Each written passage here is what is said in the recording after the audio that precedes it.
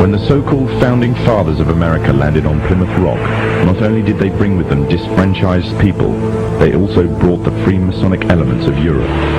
The injustices which the fathers of America were escaping from in Europe was also to be found in the new land, in the form of a tyrannical British regime. In order to gain complete dominance of the new state, the Masons used the same methods to gain control of France. Although the British monarchy was run by the Masons, the American War of Independence was a necessary action, and the people involved in the war were expendable for the Masons to fulfill their dream. Emotions of the people were manipulated into anger, and just like France, anger turned into war. This time, however, previous mistakes would not be repeated. The near defeat the Masons faced against Napoleon and his army in Europe taught the Masons a lesson. Any forthcoming leaders of the resistance must follow the Masonic agenda. The best way to do this was to ensure the leader himself was a Mason, and the leader who took the war to the British was none other than George Washington. On the 4th of July 1776, the Declaration of Independence was made. On the 17th of October 1781, the British were finally defeated and surrendered the colonies to the Americans, and the world's first Masonic state was born, a nation that would represent Masonry in every way. A sign of the Masonic presence in America is plainly visible on the dollar bill, which carries a picture of George Washington, the first Freemasonic president in the world, and a picture of the Freemasonic symbol of the so-called all-seeing one eye.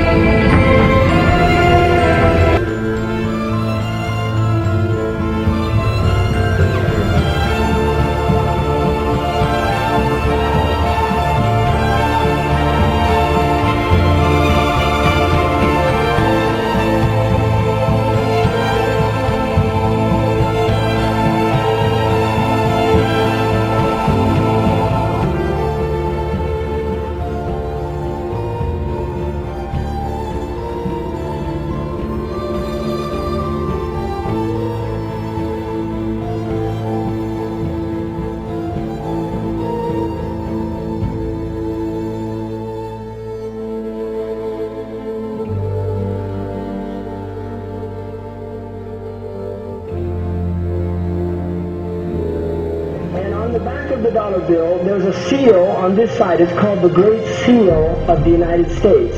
That's what it's called. It's their seal. Now behind the seal, this is actually what is behind the Great Seal of the United States, is a pyramid with one eye. Now the one eye is the sun god, Ray, which is where we get the word ray, sun rays. It is the sun god, same Mithraic character, and he shows up again and again. This is the Masonic god of the ray. If you look, you'll see the pyramid is built except for the top.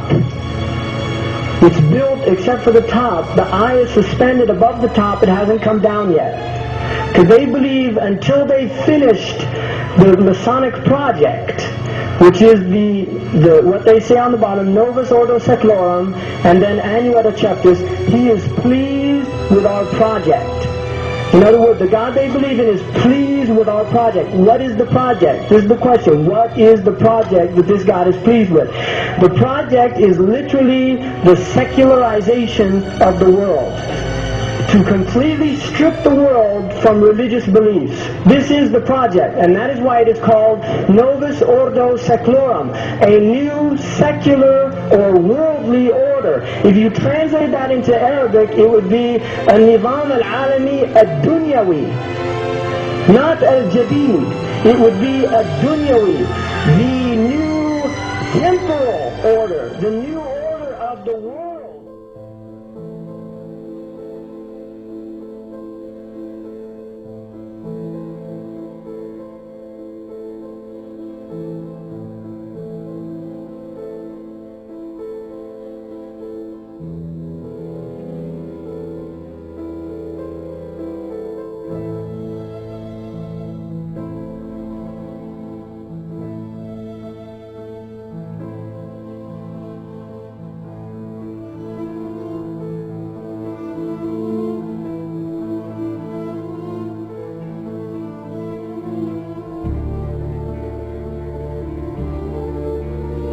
films to symbol cartoons, the Masons have not left anything to chance in promoting their message of a global government.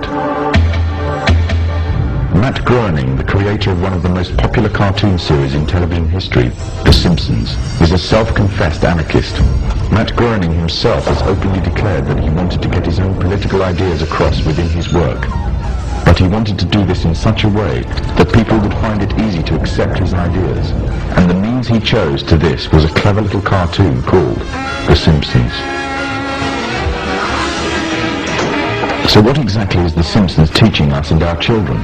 There are many lessons being programmed into us. These include disregard for authority, either parental and governmental, that bad manners and disobedience is the way to attain status amongst people, and that ignorance is trendy and cool, whereas knowledge is unfashionable. However, what is especially worrying is the Masonic undertones of one episode in particular. The episode in which the father figure of the family, Homer Simpson, becomes obsessed with a group called the Stonecutters, or should it be called the Freemasons? Upon joining the group, his fellow members find a birthmark on him, a mark that makes the rest of the group declare him to be the chosen one. Ah, the chosen one, whom the sacred parchment prophesied would lead us to glory. But with his newfound honor and dignity, he, Homer Simpson, fools himself into thinking that he is God. I always wondered if there was a God, and now I know there is, and it's me.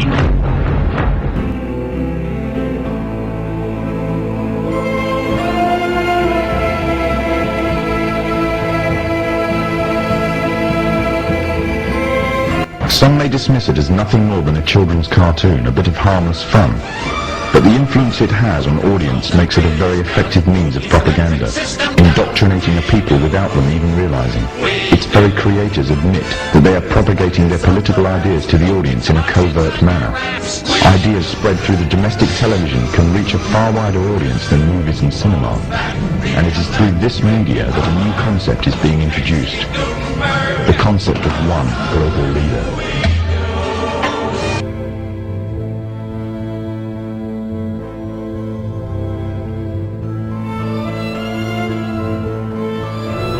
Rudyard Kipling, another Freemason, wrote a book called The Man Who Would One Day Be King. This was later made into a big-budget Hollywood film starring the likes of Sean Connery, Michael Caine, and Saeed Jaffari. The book is the story of two soldiers that journey to a country on the edge of India, a country that was once rumoured to contain great riches, that once belonged to Alexander the Great. Upon reaching the country, the two soldiers are captured by the local inhabitants, a people called Kafirs, named after their country, Kafiristan. When the two men are about to be killed, a necklace is discovered around the neck of one of the soldiers. Engraved on it is the symbol of the Masonic one eye. The Kafirs revere him as their god and attribute to him the divine attribute of immortality. The man himself first regards himself as a king, and then in his newfound power begins to regard himself really as being a god.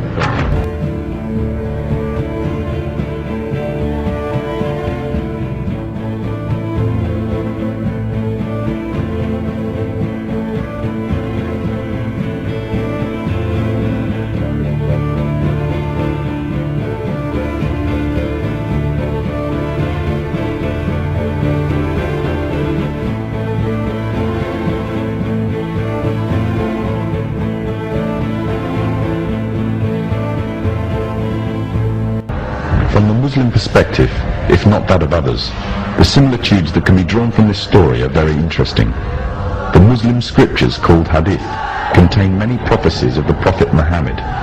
In these, it is prophesied that a man would arise from amidst the Kafirs, which means infidels in Islam, who would be recognized by his one eye and would be made a world leader, claiming first to be a king and then later to being God, and that he will seem immortal until an appointed time.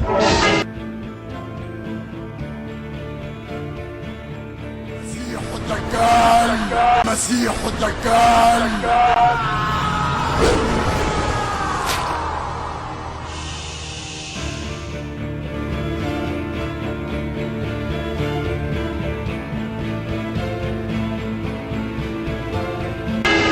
In another film, the concept of a global leader and global government is also strongly propagated. In 1996, the film Independence Day broke all box office records, becoming the 7th highest-ranking film of all time. It entranced audiences around the world with a fictional story of an alien invasion on Earth. However, deep within the film's subliminal messages can be found, indicating the Freemasonic presence and the Freemasonic agenda. In the film, there is a military base known as Area 51. It is from here that the military offensive is launched, on which the salvation of the whole world and the future of its inhabitants depends. The entrance to this installation is a pyramid, on which is engraved the symbol of the one eye. The film shows the USA as the forerunner in establishing a global offensive, involving all the nations of the world, an offensive which is devised, controlled and commanded by one man, one overall leader. The film is part of an upsurge in an upsurge of films and television serials on the topics of aliens, UFOs and invasions threatening the whole of mankind. These are gradually fueling the growing interest and public unrest on the issue. This is just one of the many ways in which the Freemasons are paving the way for their global government. The Freemasons are using a number of approaches to drive fear into the hearts of the masses. I occasionally think how quickly our differences worldwide would vanish if we were facing an alien threat from outside this world. And yet I ask you, is not an alien force already among us?